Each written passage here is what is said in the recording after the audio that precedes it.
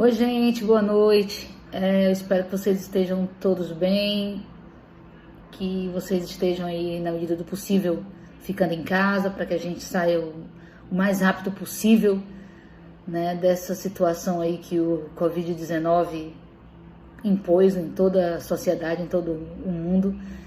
E, enfim, a gente só vai sair dessa realmente fazendo a nossa parte. A nossa parte é exatamente ficar em casa. Sair só se for de extrema necessidade. Eu sei que existem outros fatores envolvidos, a parte econômica, né, a parte social, no sentido exato da palavra, né, de como é essa logística aí de nossos trabalhos, né, de nossas vidas, enfim. Mas tudo isso vai ter uma solução. Algumas soluções já foram buscadas, já estão sendo tomadas. E o que nos cabe de fato é ficar em casa, né? Fazer a nossa parte para a gente voltar o mais rápido possível ao nosso convívio social e todo mundo bem, né? Pra gente poder se abraçar de novo. Eu vim fazer esse vídeo aqui para vocês porque existem algumas considerações que eu quero que não passem despercebidas por vocês. Sobretudo em cima da construção do currículo na educação infantil, né? Como é que foi construído esse currículo? Em cima de quais pensamentos, né, de quais realidades, de quais concepções esse currículo foi construído. O primeiro ponto que eu gostaria de lembrar a vocês perpassa exatamente pela questão da concepção do que é ser criança em nossa sociedade. Então, durante muitos anos, a criança foi tratada como um adulto em miniatura. Então, a criança não era percebida em seus direitos, né, em seus deveres. A criança era apenas uma extensão, digamos assim, do mundo adulto. Então, o ensino, né, esse processo de aprendizado não era percebido como uma real importância ao desenvolvimento da criança.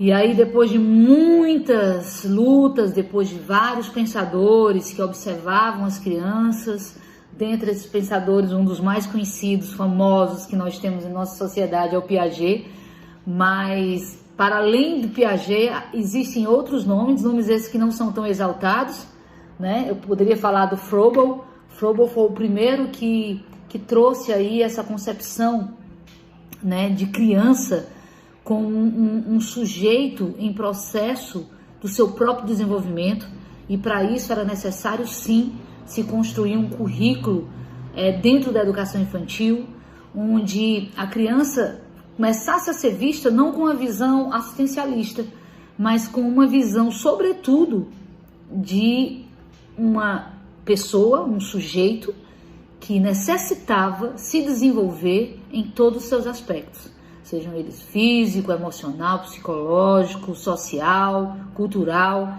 E para isso seria necessário se criar um currículo que contemplasse todas essas questões de ensino-aprendizado. Então, esse ponto é crucial, vocês não podem esquecer. A partir do momento que a criança foi vista sob essa perspectiva, é que tudo mudou. É que, de fato, foi pensado um currículo, né, um currículo dentro da educação infantil, para que trouxesse à tona todas essas possibilidades para a criança se desenvolver de maneira integral. O segundo ponto que eu gostaria de tratar com vocês, e que é bastante interessante, é da gente compreender que todos nós, educadores, e todas as crianças que nos chegam dentro da escola, nós possuímos uma realidade sociocultural, né? Todos nós temos um passado, um presente, se Deus quiser teremos um futuro, e todos esses aspectos eles estão vistos dentro dessa perspectiva sociocultural. Nós não podemos esquecer que nós somos fruto do convívio sociocultural, né? Nós temos muito dessa cultura que nós vivenciamos no passado, no presente e, sobretudo, no futuro, se Deus quiser. E a criança, quando ela chega na escola, ela não chega na escola como uma tábula rasa. A criança, ela tem essa bagagem cultural. A criança, ela teve um convívio sociocultural antes de chegar nessa escola. Então, é claro que ela adquiriu um conhecimento prévio. E esse conhecimento prévio a gente não pode dispensar, a gente não pode negar enquanto educadores. Ao contrário, a gente tem que fazer um diagnóstico, saber quais são os conhecimentos da criança até ali. E a partir daqueles conhecimentos prévios, a gente apresentar um novo mundo para a criança. Unir o mundo que a criança já tem, a bagagem sociocultural que a criança já traz para a escola, os seus pontos de vista, né, as suas vivências, as suas experiências, e acrescentar muito mais, é claro, durante todo o processo de desenvolvimento dessa criança. Então isso também é fantástico. A gente não pode compreender a criança sem a sua concepção histórico-cultural. Outra coisa importante e que eu não poderia deixar de falar com vocês sobre isso é sobre a flexibilidade que o currículo tem que ter. E essa flexibilidade que o currículo adota só é possível exatamente por essa diversidade sociocultural que existe entre todos nós. Então nós temos que tratar a criança ao mesmo tempo de maneira singular e ao mesmo tempo de maneira coletiva. Nós não podemos esquecer que cada criança é um universo singular, mas que esse universo ele está contido dentro desse macro, dentro dessas questões socioculturais. Então a gente tem que ter isso em mente. Não podemos tratar as crianças da mesma maneira. As diferenças, elas precisam ser respeitadas. E elas só vão ser respeitadas dentro do currículo exatamente por causa, primeiro, da questão da concepção da criança, dessa mudança da concepção da criança. A criança é um ser que precisa ser desenvolvido, que precisa aprender, precisa, sobretudo, ter esse olhar integralizado dentro do processo do ensino-aprendizado. Não é necessário apenas a criança ter os cuidados básicos que toda criança merece ter. Não, a criança precisa ser tratada, sim, com essa visão de cuidar, né, defender, trazer segurança para essa criança, trazer os bens básicos para essa criança, mas, sobretudo, fazer com que essa criança ela se expresse, ela se comunique, né, ela se sinta sujeito de suas próprias ações, e a gente vai construir esse currículo flexível de acordo com a realidade de cada uma delas e dentro desse coletivo, respeitando uma coletividade. Então, cada criança tem seu tempo. Uma criança nunca vai aprender da mesma maneira que a outra. Uma criança pode aprender de uma maneira mais rápida, outra criança vai aprender de uma maneira mais retrógrada, digamos assim, mas cada uma no seu tempo, né? Respeitando a sua faixa etária, respeitando o seu desenvolvimento cognitivo, o seu desenvolvimento motor, respeitando também o aspecto afetivo social, que isso é muito importante, isso vai de encontro ao processo de desenvolvimento dessa criança de uma maneira mais efetiva. Então, esses são pontos que a gente não pode esquecer. E o currículo só se torna flexível exatamente porque respeita essas diferenças, tá certo? Outra coisa que a gente não pode esquecer, um outro ponto fundamental, é que nós precisamos trazer para a sala de aula a valorização das atividades sensórias, né? As atividades sensoriais, sensório-corporais, sensório-afetivas. Então, a gente não pode, em nenhum conteúdo que esteja sendo visto dentro da sala de aula, a gente não pode esquecer a sensorialidade dessa criança. Porque a partir do momento que a gente traz à tona todo um trabalho pedagógico em cima do sensorial da criança, isso vai fazer sentido para ela. Ela vai conseguir aprender de uma maneira muito mais significativa, porque aquilo está fazendo sentido para ela. Mas se a gente traz para a sala de aula uma educação contrária, um trabalho pedagógico mecânico, aquilo ali não vai adiantar nada no processo de aprendizado daquela criança. Não vai ficar muita coisa. Até vai ficar alguma coisa. Muitas vezes algum trauma, né? Algum déficit de aprendizagem. Então é necessário que a gente valorize, sobretudo, as questões sensoriais. Não sei se vocês lembram, mas na nossa primeira aula Eu falei para vocês que uma das coisas que eu valorizo dentro do meu trabalho enquanto educadora é exatamente a parte sensorial do ser humano, né? Trazer à tona cada vez mais esse sensorial, para que a nossa subjetividade seja construída, e uma vez que a nossa subjetividade ela é construída, a gente ganha autonomia, a gente ganha segurança e a gente consegue, de fato, ser um sujeito de ação, um sujeito que vai realmente pensar de uma maneira crítica, participativa, democrática em nossa sociedade.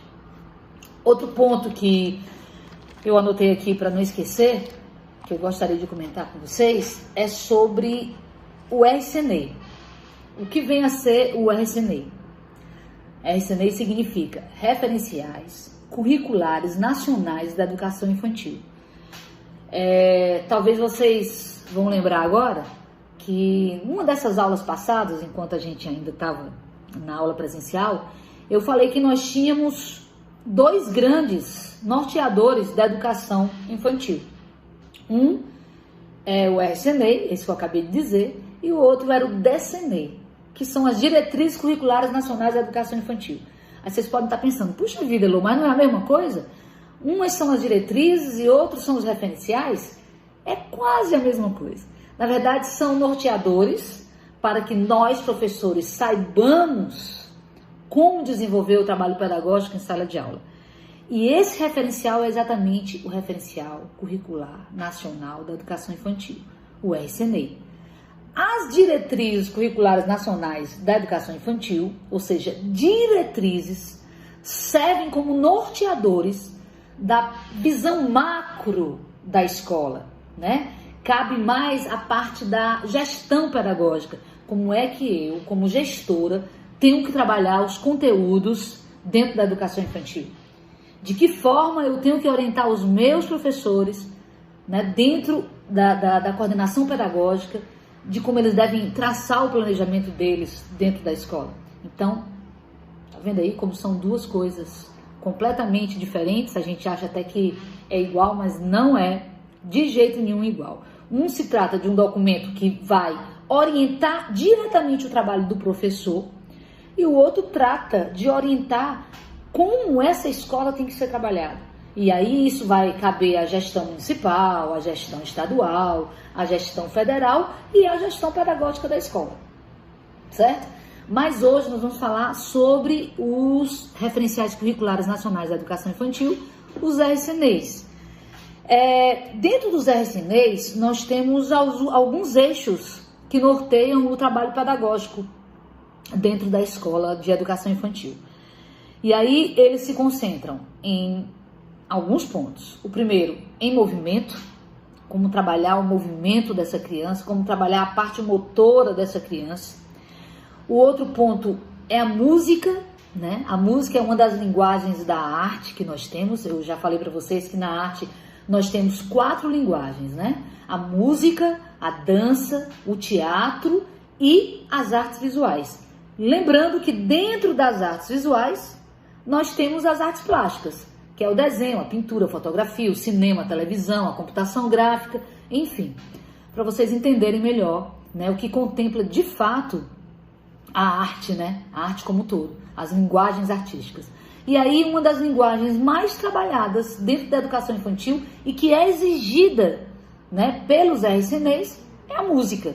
A música como forma de expressividade, de comunicação, tá certo? Inclusive sendo aliada também na questão do movimento, já que a gente vai trabalhar a música mexendo o corpo, fazendo com que a criança se expresse de maneira motora. E aí também nós temos as linguagens orais e as linguagens escritas, né? Então são 2 linguagens diferentes. A criança pode se expressar através do verbo, verbalizando, se expressando oralmente, e a criança pode se expressar na escrita, escrevendo, se comunicando, mesmo que ela não domine a linguagem, os códigos de linguagem da escrita e da leitura, a criança, nos seus garranchos, nos seus rascunhos ali, né, no seu faz de conta, no seu jogo de faz de conta, a criança ela está se expressando e se comunicando. Então, é importante que a gente trabalhe também com esses eixos norteadores, tá? E o último são as artes visuais, né? Eu falei que as artes visuais, olha aí, não esqueçam, as artes visuais, elas contemplam o desenho, elas contemplam o artesanato, elas contemplam a fotografia, elas contemplam a pintura, elas contemplam o cinema, a TV, enfim, a computação gráfica, né? Hoje, na era da informática, é muito interessante a gente trabalhar com essas ferramentas de tecnologia com a criança, né? As escolas que têm esse suporte trabalham de uma maneira efetiva e isso tem trazido um efeito imenso para o aprendizado dessas crianças. Então, são esses eixos, tá, norteadores que os referenciais curriculares nacionais da educação infantil nos oferecem. Ah, Elo, e isso a gente pode trabalhar da maneira que a gente quiser? Sim, a gente pode trabalhar da maneira que a gente quiser. Eu falei há pouco tempo sobre a flexibilidade desse currículo. Então, se o currículo ele é flexível, ele impõe para a gente, claro, todo um conteúdo que tem que ser seguido. Mas ele, em nenhum minuto, ele nos diz para que a gente tenha que engessar a forma que a gente vai trabalhar. Então, a gente pode trabalhar da melhor maneira possível, do jeito que você achar que é interessante, inclusive analisando o nosso público-alvo. Analisando se o nosso planejamento deu certo a princípio, se não deu certo, a gente tem que partir para o plano B, né, e adequar aquele currículo e aquele conteúdo de acordo com as reais necessidades do nosso público-alvo, que são as nossas crianças da educação infantil. Outro ponto que eu anotei aqui para vocês também não esquecerem é sobre a importância da expressividade e da comunicação da criança para que ela se torne esse sujeito de ação em nossa sociedade, para que ela consiga construir a sua própria autonomia. Então a gente não pode esquecer que quanto mais a gente puder estimular as nossas crianças a se comunicarem, a se expressarem através da escrita, através da linguagem verbal, através das artes visuais, através da música, através da sua expressividade motora, não importa qual a forma que aquela criança gostaria, né, de se expressar. Mas contanto que a gente, enquanto educador, a gente saiba que para essa criança ganhar autonomia, de fato conseguir uma efetividade no seu aprendizado, nós vamos precisar respeitar esses eixos norteadores. Seguindo isso aí que o RCNEI nos propõe, a gente vai estar trazendo um equilíbrio, de fato, uma maturidade no processo de desenvolvimento e conhecimento de mundo, de visão de mundo dessa criança. Outra coisa que é importante frisar, gente, é que o currículo, ele já propõe um estímulo à pesquisa, né? A criança, ela vai pesquisando teorias, pesquisando a sua própria prática dentro do seu próprio fazer. Então, a criança, como é que a criança aprende? Fazendo. Como é que a criança se desenvolve? Tendo curiosidade, né? Tendo liberdade de experimentar, tendo liberdade de desvendar um mundo que ainda não está desvendado para ela. E para isso a gente tem que dar espaço a essa criança a exercer a sua liberdade, a ter direito à sua liberdade, né? Estimular a pesquisa nessa criança. E ser um mediador. Em nenhum minuto o professor ele vai poder intervir de maneira direta nessa experimentação que a criança vem a fazer na sala de aula. Ele vai ser um mediador. Ele vai estar observando todos os passos daquela criança e vai estar, inclusive, anotando, registrando dia a dia da sua rotina de sala de aula com a criança, para lá na frente ele saber avaliar, né, o que é que aquela criança conseguiu dentro desse processo dela de aprendizado, o que foi que ela conseguiu desenvolver, o que foi que ela conseguiu desvendar. Será que ela conseguiu passar de um nível para outro? Tudo isso vai ter que ser muito bem anotado, muito bem registrado, para você, educador, acompanhar, através dessa liberdade dada à criança, de descobrir o mundo, através da sua prática, de saber de fato se o seu método aplicado em sala de aula, a sua teoria aplicada em sala de aula deu certo ou não. E aquela criança conseguiu se desenvolver. Outro ponto que eu coloquei aqui, e é o último ponto que eu gostaria de falar para vocês, que nós profissionais, nós educadores, e não importa qual nível e modalidade de ensino você esteja atuando, nós temos a obrigação de ter conhecimento. Nós só podemos trabalhar com a educação se nós nos tornarmos dia a dia um pesquisador. E um pesquisador contínuo. Saber que o nosso trabalho não termina quando a gente termina a universidade, o curso de graduação em pedagogia. Ao contrário, a gente vai cada vez mais buscando conhecimento. Conhecimento é algo inacabado, né? Não tem fim, é infinito. Então, a gente não sabe de tudo. A gente nunca vai saber de tudo. A gente vai aprimorar o nosso conhecimento, mas a gente só pode aprimorar o nosso conhecimento de duas formas. Primeira forma, pesquisando, lendo, escrevendo, sabendo o que é que as outras pessoas estão falando sobre um determinado assunto, sobre um determinado tema que está ligado com o nosso trabalho ou não. Hoje em dia, a educação, uma das coisas que é mais levantada por todos os educadores e filósofos e pensadores da educação, é que nós não podemos nos conformar com pouco. A gente tem que saber um pouco de cada coisa. Então, nós temos várias áreas de conhecimento, são vários saberes que estão aí, interligados aos outros, e a gente precisa saber um pouco de cada coisa. Então, a gente tem que saber de religião, de matemática, de português, de biologia, né? De sociologia, de filosofia, de pedagogia, enfim. São vários universos que nós precisamos pesquisar profundamente e fazer com que todos esses saberes eles sejam aliados à nossa prática pedagógica. Então, a gente só pode aplicar na sala de aula um estímulo à pesquisa se nós, professores, se nós, educadores, de fato, tivermos essa prática no nosso cotidiano de vida, né? De vida e profissional também, né? Na vida pessoal e na vida profissional. Então, a teoria e a prática, elas caminham juntos. A gente não pode ter apenas uma teoria ou apenas uma prática, né? Teoria e prática é um par que de fato tem que caminhar lado a lado e sabendo que a gente só pode estar cobrando se a gente tiver realmente essa prática, tá certo? Então é isso aí, gente, o que eu queria falar rapidamente para vocês, tá? Na semana que vem eu vou tentar fazer um vídeo ao vivo com vocês, ver se a gente faz uma aula ao vivo aí para eu tirar algumas dúvidas que vocês possam vir a ter, tá certo? Na semana que vem a gente vai continuar esse conteúdo, a gente vai começar a entrar aí nesses eixos norteadores do RCNEI. E por enquanto é só, tô com saudade de vocês, mas se Deus quiser a gente vai passar com isso de uma maneira muito serena, né? De uma maneira que doa menos para todos nós e de uma maneira responsável, ficando em casa, tá bom? Beijo, saúde, até a próxima, se Deus quiser. Tchau, tchau.